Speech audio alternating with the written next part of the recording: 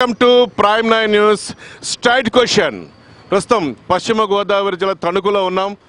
తణుకు అంటేనే ఇదొక రాజకీయ చైతన్యం కలిగినటువంటి నియోజకవర్గం. ఈ నియోజకవర్గం గతంలో ఎంతోమంది ప్రతిపక్ష అధికార పార్టీకి సంబంధించినటువంటి హేమాహేమిల్ని అసెంబ్లీకి పంపించినటువంటి చరిత్ర ఉన్నది. మరి ఇప్పుడున్నటువంటి సార్వత్రిక ఎన్నికల నేపథ్యంలో రాష్ట్ర విభజన జరిగిన తర్వాత పసికోన లాంటి ఆంధ్రప్రదేశ్కి సంబంధించి గతంలో జనసేన, తెలుగుదేశం, బీజేపీ కలిసి పార్టీ అధికార పీఠాన్ని కైవసం చేసుకున్నాయి. రెండో సార్వత్రిక ఎన్నికలు మాత్రం ఇప్పుడు త్రిముఖ పోరు కనబడుతోంది. ఇక్కడ తణుకు నుంచి తెలుగుదేశం పార్టీ అభ్యర్థి రాధాకృష్ణ అసెంబ్లీకి పంపించారు ఇక్కడ ప్రజలు. మరి ఈ తాజా రాజకీయ నేపథ్యంలో ఈసారి పట్టం కట్టడానికి ఆయనకున్నటువంటి అధికారం ఏంటి, అసలు ప్రజలకు ఏం చేశారు ఆయన, మరి ప్రతిపక్షాల వ్యూహాల్ని ఎలా తట్టుకొని నిలబడతారు? వన్ మ్యాన్ షోనా, వార్ వన్ సైడా, లేకపోతే ట్రయాంగిల్ ఫైట్ ఉంటుందా, ఎత్తులకు పై ఎత్తులు ఎలా ఉంటాయి, కేవలం చంద్రబాబు నాయుడు గారి ఇమేజ్ పనిచేస్తుందా, తణుకులో చేసిన అభివృద్ధి కార్యక్రమాలేంటి, యువకుడు ఆయన చేసినటువంటి గత అభివృద్ధి కార్యక్రమాలేంటి, వీటన్నిటినీ వారి ద్వారా స్ట్రైట్ క్వశ్చన్ ద్వారా తణుకు ఓటర్లకి వారి ద్వారా నుంచి సమాధానం తీసుకునే ప్రయత్నం చేస్తుంది ప్రైమ్ 9 న్యూస్. సార్ నమస్తే. ఏంది మీ మొహంలో అప్పుడే కాన్ఫిడెన్స్ కనబడుతుంది? ఏంటంత కాన్ఫిడెన్స్ సీక్రెట్ అని చెప్పండి. ఫస్ట్ ప్రజల్లో ఉండడం మా కాన్ఫిడెన్స్. గత 5 సంవత్సరాలుగానే కూడా నిత్యం ప్రజల్లో ఉండడం, మేమందరం కూడా ప్రజల్లో ఈరోజు నిత్యం 5 సంవత్సరాలు కూడా ప్రజలకి ప్రభుత్వం అందించినటువంటి అభివృద్ధి కార్యక్రమాలు కానీ, సంక్షేమ కార్యక్రమాలు కానీ వారికి ఒక చిత్తశుద్ధితో పనిచేయడం, అందుబాటులో ఉండడం ప్రజలందరికీ కూడా. ఈరోజు సామాన్య మానవుడికి కూడా ఎమ్మెల్యే అంటే అందుబాటులో ఉండి ఒక ఫోన్ కాల్కి ఎవేగా ఉండడం, ఇది మా కాన్ఫిడెన్స్కి కారణం. గతంతో పోల్చుకుంటే జనసేన, వైసీపీ, ఇప్పుడు తెలుగుదేశం పార్టీ ఈ 3 రంగంలో దిగటం వల్ల ఓటు బ్యాంక్ బాగా చీలిపోతుంది అనేది ఒక కన్ఫ్యూషన్ తెర అనేది తణుకు ఓటర్లో కనబడుతుంది. నిజంగా పరిస్థితులు ఉన్నాయా?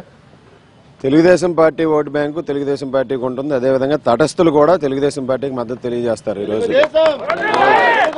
తటస్థులందరూ కూడా తెలుగుదేశం మద్దతు తెలియజేయడానికి ఈరోజు ఇప్పటికే సిద్ధమయ్యారు. ఎందుకంటే ఈ నియోజకవర్గంలో గత 5 సంవత్సరాలుగా మేము చేసినటువంటి అభివృద్ధి కార్యక్రమాలు, సంక్షేమ కార్యక్రమాలు, గౌరవ ముఖ్యమంత్రి శ్రీ నారా చంద్రబాబు నాయుడు గారు ఈరోజు రాష్ట్ర విభజన జరిగిన ఆర్థిక ఇబ్బందుల్లో కూడా ఎంత పెద్ద ఎత్తున నిధులు ఇచ్చారంటే ఈరోజు ఆయన అనుభవం, సమర్థవంతమైన నాయకత్వం, ఇది మన నెంబర్ 1 రీజన్ మరలా చంద్రబాబు నాయుడు గారి ప్రభుత్వం రావడానికి ప్రజలందరూ కూడా కోరుకునేది.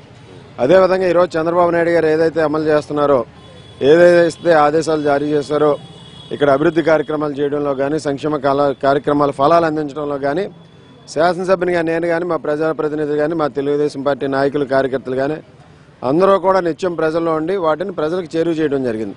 ఈరోజు ఆ సంతృప్తి ప్రతి ఒక్క కుటుంబంలోనూ కూడా ఉంది. వారందరూ కూడా మళ్ళీ చంద్రబాబు నాయుడు గారు రావాలి అనే విధంగా ఈరోజు ఇప్పటికే సంసిద్ధులై ఉన్నారు. జగన్ చెప్తున్నారు, నేను వింటున్నాను, నేను వస్తున్నాను, కొద్ది రోజుల్లో, నెల రోజుల్లో నేనే ముఖ్యమంత్రి అవుతానని చెప్పేసి ప్రచారం చేసుకుంటూ వస్తున్నారు. ఎక్కడైనా సరే ఈస్ట్ వెస్ట్ గోదావరి మొత్తం అంతా ఈసారి స్వీప్ చేస్తామని చెప్పుకుంటున్నారు. తణుకు స్థానం కూడా మాదే అని మీ ప్రత్యర్థులు ప్రచారం చేసుకుంటూ వెళ్తున్నారు. మీరేంటి మీ సమాధానం? 2014 ముందు కూడా అదే కలలుగా అన్నారు. సీఎం కుర్చీలో కూర్చున్నట్టు చెప్పారు. 2019లో కూడా అదే రిపీట్ అవుతుంది. చూస్తారు ఎవరు విన్నర్సో ఎవరు లూజర్సో చూస్తారు. అదేవిధంగా తణుకులో కూడా తణుకు తెలుగుదేశం పార్టీకి కంచుకోట, అందులో ఎటువంటి సందేహం లేదు. ఈ 5 సంవత్సరాలు మేము చేసినటువంటి అభివృద్ధి కార్యక్రమాలు, సంక్షేమ కార్యక్రమాలు మాకు శ్రీరామ రక్ష, ప్రజల ఆశీస్సులు ఉంటాయి. ఈరోజు ప్రతిపక్షాలు ఈ పగటకళ్ళని రాబోయే నెల రోజుల్లో తేలుతుంది. నవరత్నాలన్నీ కాపీ కొట్టి చంద్రబాబు నాయుడు గారు మిషన్ 150 తయారు చేశారని ప్రచారం చేస్తున్నారు. అంటే వాళ్ళకి విజన్ లేకుండా నవరత్నాలు ముందే ప్రకటించుకున్నారు. ఈరోజు విజన్ ఉన్న నాయకుడు చంద్రబాబు నాయుడు గారు కాబట్టి ఈరోజు సరైన సమయంలో సరైన నిర్ణయం తీసుకుని సరైన సంక్షేమ పథకాలు అమలు చేశారు. ఈరోజు అవన్నీ కూడా నవరత్నాలు కాదు, నకిలీ రత్నాలని. ఈరోజు ఆ విధంగా వాళ్ళు ప్రకటించినటువంటి ఏదైతే కార్యక్రమాలు ఉన్నాయో ప్రజలు మభ్య పెట్టడానికి తప్పితే, గతంలో 750 పెన్షన్ ఇస్తానని చెప్పిన వ్యక్తి ఈరోజు 3000 ఇస్తానంటే ఎవరు నమ్ముతారండి ప్రజలు? ఈరోజు గతంలో నేను 1000 రూపాయలు ఇవ్వలేనని చెప్పేసి 700 రూపాయలు, 50 రూపాయలు పెన్షన్ ఇస్తానని చెప్పి 2014 అన్నటువంటి వ్యక్తి ఈరోజు 3000 రూపాయలు పెన్షన్ ఇస్తానంటే ఏ విధంగా ప్రజలు నమ్మే స్థితిలో ఉన్నారు? ఎవరు కూడా ప్రజలు అటువంటి ప్రలోభాలకు లొంగే పరిస్థితి లేదు. ఈరోజు చేసి చూపించినటువంటి నాయకుడు ఈరోజు 10 రెట్లు పెన్షన్ పెంచి, 20 రెట్లు పెన్షన్ పెంచి, 10 రెట్లు పెంచి ఈరోజు 2000 రూపాయలు పెన్షన్ ఇస్తున్నాడు.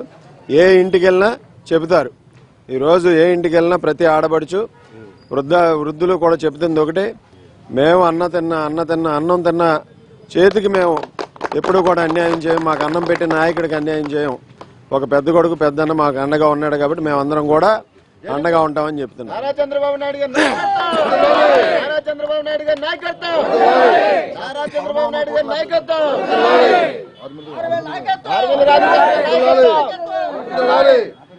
గతంతో పోల్చుకుంటే ఇప్పుడు ట్రయాంగిల్ ఫైట్ వచ్చేస్తుంది. ఇప్పుడు జనసేనతో మీరు గతంతో కలిసి వెళ్లారు. కాపు ఓటు బ్యాంక్ అనేది ఈ నియోజకవర్గంలో చాలా కీలకం. అలాంటిది ఇప్పుడు కాపుల ఆధిపత్యం ఉన్నటువంటి దీంట్లో మీకు సీటు ఉన్నది, వెనక వ్యూహం ఏదైనా ఉందా? కాపులు మీతో ఉన్నారా, జనసేనతో ఉన్నారా? ఫ్రాంక్ గా చెప్పండి తణుకు ప్రజలకు. ఈరోజు కాపులందరూ కూడా మా వెనకమాల ఉన్నారనే దాంట్లో వాస్తవం. ఎందుకంటే ఈరోజు మేము చేసినటువంటి అభివృద్ధి కార్యక్రమాలు, సంక్షేమ కార్యక్రమాలు, వారి జీవన ప్రమాణాలు మెరుగవడానికి ఈరోజు కాపులందరికీ కూడా, కాపులు ఎక్కువగా ఉన్నటువంటి విలేజెస్లో కానీ అభివృద్ధి కార్యక్రమాలు ఈరోజు వారందరికీ కూడా తెలుసు. ఆర్మిల్ రాధాకృష్ణ ఏ విధంగా పనిచేశాడనేది వారి ఆత్మబంధువుగా, వారింట్లో వ్యక్తిగా పనిచేశామని ప్రతి ఒక్కరు కూడా నమ్ముతున్నారు. ఈరోజు పార్టీలకు అతీతంగా కాపు సోదరులందరూ కూడా తెలుగుదేశం పార్టీ వెంట ఉన్నారు. అదేవిధంగా రాధాకృష్ణకి అండగా ఉన్నారు. ఎలక్షన్ల దగ్గర గెలవలేక హత్య రాజకీయాలు చేస్తున్నారు చెప్పి వైసీపీ వాళ్ళు మేమే దుమ్మెత్తిపోస్తున్నారు. మీరేం చెప్తారు సమాధానం? అవన్నీ కూడా విచారణలో తేలుతాయండి. వివేకానంద రెడ్డి గారు లోటస్ పాండ్కి వెళ్ళి కళ్ళు నీళ్ళు పెట్టుకుంటూ బయటకు వచ్చినటువంటి వ్యక్తి 2 రోజుల్లో మరణించడం అంటే దీని వెనక కుట్ర ఏ విధంగా ఉందో కూడా చూడాలి. అదేవిధంగా కోడికత్తి రాజకీయాలు చూసాం, ఇది కూడా అందులో భాగమే. వాళ్ళు ఆరోపణలు చేయడం గత 5 సంవత్సరాలుగాను కూడా అన్నీ కూడా ఈరోజు వాళ్ళు చేసినవన్నీ కూడా అబద్ధపు అసత్యపు ఆరోపణలని ప్రతి దానిలోనూ కూడా, ప్రతి విషయంలోనూ కూడా నిరూపణ అయింది. ఇందులో కూడా ఇదే కూడా ఫ్యాక్ట్స్ అందులో కూడా తేలుతాయండి. అంటే మళ్ళీ ఇప్పుడు వైఎస్ జగన్ గనక వస్తే మళ్ళీ ఆయన ఒక క్రిమినల్ మైండ్ అయిపోయింది, ఫ్యాక్షన్ రాజకీయాలు తెరతీస్తారు. సో ప్రజలంతా అప్రమత్తంగా ఉండాలని చంద్రబాబు నాయుడు గారు పిలుపుంటూ వస్తున్నారు, ఎక్స్ప్లెయిన్ చేసుకుంటూ ప్రతిదాచుకుంటూ వస్తున్నారు. నిజంగా అలాంటి పరిస్థితులు ఏమైనా కనబడుతున్నాయని చెప్పేసి మీరు అనుకుంటున్నారా? తప్పనిసరిగా కనబడుతున్నాయండి. 2014లో 15 సీట్లు వెస్ట్ గోదావరిలో గెలవడానికి కారణం జగన్మోహన్ రెడ్డి గారు, వైఎస్ఆర్ కాంగ్రెస్ పార్టీ. ఈ పార్టీ వాళ్ళు గెలవలేదప్పుడు, ఓడిపోయారు, ప్రతిపక్షంలో ఉన్నారు. ప్రతిపక్షంలో ఉన్నప్పుడే అనేకమైనటువంటి ఆరోపణలు, అసత్య ఆరోపణలు చేస్తూ ప్రజల్ని భయభ్రాంతులు చేసే విధంగా కుట్ర రాజకీయాలతో చేస్తున్నారు. అధికారంలో లేనప్పుడే అనేక చోట్ల వాళ్ళు దౌర్జన్యాలు చేస్తూ, అబద్ధ ప్రచారాలు చేస్తూ కేవలం అధికారం కోసమే వాళ్ళు పాకులాడటం కనిపించింది తప్పితే ఎక్కడా కూడా చిత్తశుద్ధితో ప్రజల కోసం పనిచేసింది లేదు. ఈరోజు మరలా ఈయన చంద్రబాబు నాయుడు గారు రాకపోతే మనందరికీ కూడా ఇబ్బంది. పొరపాటున జగన్మోహన్ రెడ్డి గారు వస్తే ఈ రాష్ట్రంలో అరాచకం తప్పితే, విధ్వంసం తప్పితే సరైన సుపరిపాలన ఉండదనేది ప్రజలందరూ కూడా గట్టిగా నమ్ముతున్నారు. ముఖ్యంగా గోదావరి జిల్లాల ప్రజలు, శాంతిని కోరుకునేటటువంటి ప్రజలు ఈరోజు గుమ్మనంగా ఉన్నప్పటికీ కూడా సరైన సమయంలో ఓటు ద్వారా దాన్ని తెలియజేస్తారు. ఈరోజు వైఎస్ఆర్ కాంగ్రెస్ పార్టీని దూరంగా పెట్టడానికి ఇప్పటికే పశ్చిమ గోదావరి జిల్లా ప్రజలందరూ కూడా మరోసారి నిర్ణయం తీసుకున్నారు. కానీ మీరు ఎప్పుడు ప్రజలకు అందుబాటులో లేరని వైసీపీ వాళ్ళు గడప గడప ప్రచారం చేస్తారు. నిజంగా మీరు గెలిచిన తర్వాత ఇప్పటికీ అందుబాటులో లేరా? అదే గడప గడపకి మీరు ఉన్నారు కదా టీవీ వాళ్ళు, మీరు వెళ్ళి అడగండి, మీకు తెలుస్తుంది, నేను చెప్పక్కర్లా.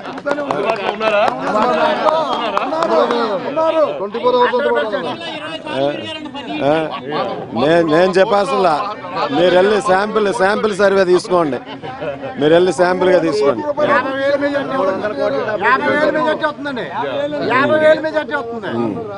అది మీరు వెళ్ళి శాంపిల్ సర్వే చేయండి ప్రతి విలేజ్లోనూ కూడా. ఆర్మిల్ రాధాకృష్ణ చూసారా చూడలేదని, ఓకే, ఎమ్మెల్యేగా తిరగకపోతే చూసుంటారు కదా నన్ను. తణుకు నియోజకవర్గం అంటే తణుకు అంటే ఒక పద్మవ్యూహం ఉంది, ఇప్పటికి కూడా ట్రాఫిక్ సమస్య అనేది ఇంకా అలాగే ఉంది. సో దాన్ని ఎందుకు సాధించలేకపోయారు? మీరేనే కాదు, గతంలో ఉన్నటువంటి కాంగ్రెస్ కానివ్వండి, వాళ్ళు రాజశేఖర హయాంలో కానివ్వండి, మీరున్నప్పుడు అంటే ఏమైనా టెక్నికల్ సమస్యలు ఏమన్నాయా? ఎందుకంటే ప్రధానంగా వాళ్ళు ఆ సమస్య ఎదుర్కొంటున్నారు, దీని గురించి మీరేమంటారు? దాని మీద ఇప్పటికే మేము ఆల్రెడీ రాష్ట్రపతి రోడ్డు ఏదైతే ఉందో దానికి ప్యారలల్గా గోస్తని నది వెంబడి శివాలయం దగ్గర నుంచి రాయల్ టాకీస్ దాకా ఒక రోడ్డుని ఈరోజు డెవలప్ చేయడానికి మేము ఆల్రెడీ దాని టెండర్స్ కూడా పూర్తయినాయండి. ఈరోజు దానికి శాశ్వత పరిష్కరించే విధంగా ఈరోజు దాన్ని చేయడం జరిగింది. దానిలో కూడా కొంతమంది ప్రైవేటు వ్యక్తులు సైట్లు కూడా ఇవ్వాల్సినటువంటి అవసరం ఉంది. వాళ్ళు కూడా టీడీఆర్ ఇచ్చి ఈరోజు సైట్లు కూడా ఇవ్వడం జరిగింది. ఇది మా విజయం, తొలి విజయం. రాబోయే కాలంలో టెండర్లు కూడా పూర్తయి ఆ పనులు ప్రారంభించుకుంటే ఇంకొక ప్యారలల్ రోడ్డు కూడా మనకి డెవలప్ అవుతుంది. ఈరోజు తణుకులో ఉన్నటువంటి శాశ్వతమైనటువంటి ట్రాఫిక్ సమస్యకి శాశ్వత పరిష్కారం ఈరోజు లభించే విధంగా చేసాం. అది చేయలేదనడంలో ఎటువంటి అది అవాస్తవం. ఈరోజు మేము దాని మీద చిత్తశుద్ధితో పనిచేసి అనేకమైన సమస్యలను అధిగమించి ఈరోజు ప్యారలల్ రోడ్డుగా రాష్ట్రపతి రోడ్డుకి ప్యారలల్గా గోస్తని రోడ్డుని కూడా డెవలప్ చేస్తున్నాం. ఇంకో వాళ్ళు చేస్తున్నటువంటి ప్రధాన ఆరోపణలు కూడా ఉన్నాయి. కేవలం వాళ్ళ మనుషులకి పట్టాలు ఇచ్చుకున్నారు, వాళ్ళకి వృద్ధాప్య పెన్షన్లు ఇచ్చుకున్నారు, కేవలం జన్మభూమి కమిటీలకే ఇచ్చుకున్నారు, వాళ్ళ బూతుల్లో వాళ్ళ మెంబర్లు ఉన్న వాళ్ళకి రోడ్లు వేయించుకున్నారని చెప్పి ప్రధాన ఆరోపణలు చేస్తున్నారు. మీరు ఇచ్చేదానికి సమాధానం తణుకు ప్రజలకి? ఇవన్నీ కూడా రాష్ట్ర వ్యాప్తంగా వైఎస్ఆర్ కాంగ్రెస్ పార్టీ వాళ్ళు చేస్తున్నటువంటి ఆరోపణలు, సహజ ఆరోపణలు. మా నియోజకవర్గంలో అటువంటిది ఎక్కడా జరగలేదు. పార్టీలకు అతీతంగా, కులమతాలకు అతీతంగా ఏదైతే ప్రభుత్వ ప్రయోజనాలు ఉన్నాయో అవన్నీ కూడా అందించాం. ఈరోజు మీరు అందరూ కూడా ఆలోచన చేస్తే సిమెంట్ రోడ్లు వైఎస్ఆర్ కాంగ్రెస్ పార్టీయా ఇంకొక పార్టీ అని చూడలా. దాదాపు 125 కిలోమీటర్లు గ్రామాల్లో సిమెంట్ రోడ్లు వేయించుకున్నాం, 100% పూర్తి చేసుకున్నాం. అదేవిధంగా పెన్షన్లు కానీ, రేషన్ కార్డులు కానీ, ఇతరవన్నీ కూడా, ఇల్లులు కానీ అన్నీ కూడా ఈరోజు వైఎస్ఆర్ కాంగ్రెస్ పార్టీ నాయకులు, కార్యకర్తలు కూడా ఇచ్చాం. ఈరోజు ఆ లెక్కలు కూడా చెప్తాం కావాలితే. ఈరోజు ఆ విధంగా పార్టీలకు అతీతంగా ఒక మంచి సుపరిపాలన అందించాలనే ఉద్దేశంతో ఈరోజు అందరికీ కూడా చేయడం జరిగింది. వాళ్ళు చేస్తున్నటువంటి ఆరోపణలు ఎటువంటి సత్యం లేదు. మీకు ప్రధాన పోటీ ఈసారి వైసీపీనా జనసేన? మాకు ప్రధాన పోటీ అనేది ఈరోజు ఇద్దరూ కాదు. ఎందుకంటే మేము చేసిన పనులే మాకు శ్రీరామ రక్షణ అని చెప్పాను. ఈరోజు వాళ్ళిద్దరూ తేల్చుకోవాలి ఎవరో 2-3 స్థానాల్లో ఉంటారు అనేది. ఈరోజు మేము తప్పనిసరిగా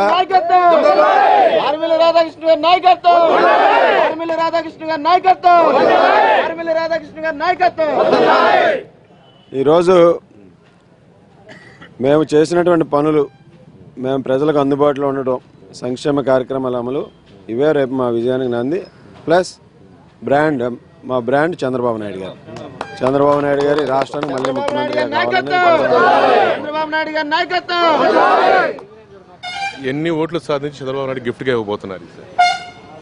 కనీసం గతంలో 32,000 మెజార్టీ వచ్చింది ఫేస్ టు ఫేస్లో ఇద్దరు ఉన్నప్పుడు. ఈరోజు ముగ్గురు ఉన్నప్పుడు కూడా దానికన్నా అధికంగానే ఈరోజు సాధిస్తామనే సందర్భంగా తెలియజేస్తాం. నమ్మకం అయితే మాకుంది. సో ఓవరాల్గా చూసుకుంటే తణుకుకు సంబంధించి తాగునీటి సమస్య కూడా ఒకటి ప్రధాన అంశంగా చెప్పుకుంటూ వస్తున్నారు. నిజంగా ఆ సమస్యల గురించి మీరు పూర్తిగా చేయలేకపోయారా? అంటే కొత్తగా రాష్ట్ర విభజన వచ్చిన తర్వాత ప్రత్యేక హోదా అంశంలో అప్పటి వరకు మోడీతోనే ఉన్నారు, కరెక్టే. తర్వాత మీకు నిధుల కొరత వల్ల కొన్ని ఏమైనా చేయకపోయినారా? ఏమైనా సాంకేతిక సమస్యలు ఏమైనా ఉన్నాయా? ఎందుకంటే ప్రజల్లోకి ఆ స్పష్టమైనటువంటి క్లారిటీగా వెళ్తే బాగుంటుంది. నిధుల కొరత ఉన్నమాట వాస్తవం. ఇందులో కొన్ని ప్రాజెక్టులు డిలే అయిన మాట వాస్తవం. ఈరోజు ఏదైతే తాగునీటి సమస్యగా ఉందో దానికి శాశ్వత పరిష్కారం పరిగే విధంగా ఈరోజు ఇప్పటికే ఏఐబి నిధులతో 115 కోట్ల నిధులతో కూడా ఆ ప్రాజెక్టు కూడా శంకుస్థాపన చేసాం గత నెల రోజుల క్రితం. అదేవిధంగా గ్రామాల్లో కూడా దాదాపు 45 కోట్ల రూపాయలతో ప్రతి ఇంటికి కూడా కుళాయి వాటర్ ఇచ్చే విధంగా ఈరోజు ఒక ప్రాజెక్టు కూడా ఈరోజు లాంచ్ చేసాం. టెండర్లు కూడా పూర్తయినాయి, ఆ పనులు కూడా ప్రారంభిస్తారు.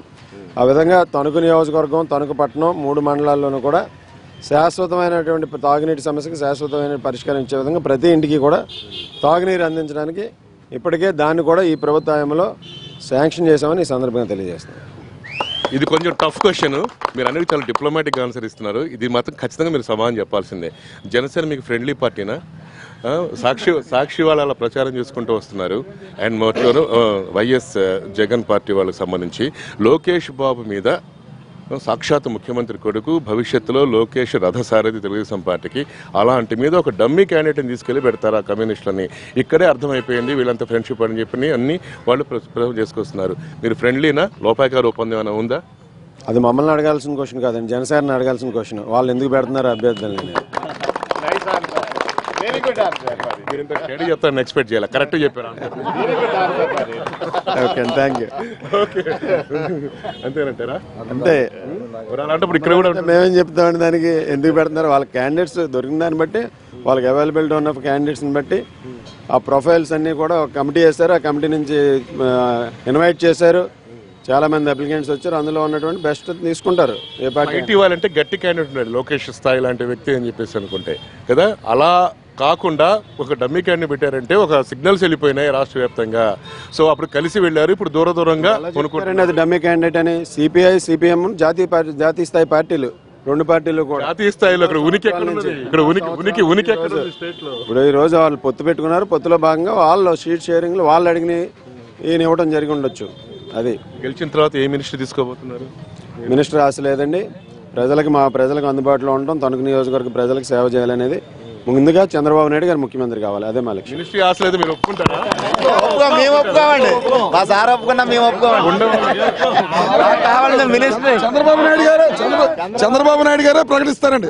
ఆర్మీల రాధాకృష్ణ గారిని మంత్రివర్గంలో తీసుకుంటామని మా నాయకుడు ఎవరైతే ఉన్నారో చంద్రబాబు నాయుడు గారే ప్రకటిస్తారనే విశ్వాసం మా అందరిలోనూ ఉందండి. ఇష్టం లేదంటున్నారు. లేదండి, ఆయన చంద్రబాబు నాయుడు మేమందరం కోరుకుంటున్నాం కదండి. కావాలి. ఒక ముఖ్యమైన విషయం ఏంటంటే కార్యకర్తల అసంతృప్తి ఉంది. మీరు చెప్పండి, సమాధానం ఏం చెప్తారు? ఇవన్నీ కూడా ఇప్పుడు మాట్లాడుకోవాల్సిన మాటలు కాదండి. ఇప్పుడు ముందు శాసనసభ్యునిగా గెలవడం, తెలుగుదేశం పార్టీ ప్రభుత్వం ఏడటం మన ముందు ఉన్నటువంటి లక్ష్యం. రాధాకృష్ణ తెలుగుదేశం అభ్యర్థిగా ఆయన మళ్ళీ గెలుస్తారన్న ఉద్దేశంతో చంద్రబాబు నాయుడు గారు ప్రకటించినటువంటి స్థానం ఇది. ఆయన చాలా వ్యూహకర్త. ఈ అడుగుతున్న ఇంటర్వ్యూలో ఎక్కడ కూడా ఆయన సమాధానం కూడా దొరకకుండా చెప్పకుండా అందకుండా సమాధానం చెప్పుకుంటూ వస్తూ ఎలాగైనా సరే గెలిపే లక్ష్యంగా ముందుకు సాగుతాను, గిఫ్ట్గా ఇస్తాను, భారీ మెజార్టీతో తణుకు స్థానాన్ని మళ్ళీ చంద్రబాబు నాయుడు గిఫ్ట్గా ఇస్తాను చెప్పుకుంటూ వస్తున్నారు. వీడియో జర్నలిస్ట్ వెంకట్తో Yashonath, Prime 9 news from Tanuku. చూస్తున్నటువంటి ప్రైమ్ 9 న్యూస్, నిజం ఇదే మా ఇజం. Thank you very much. All the best brother.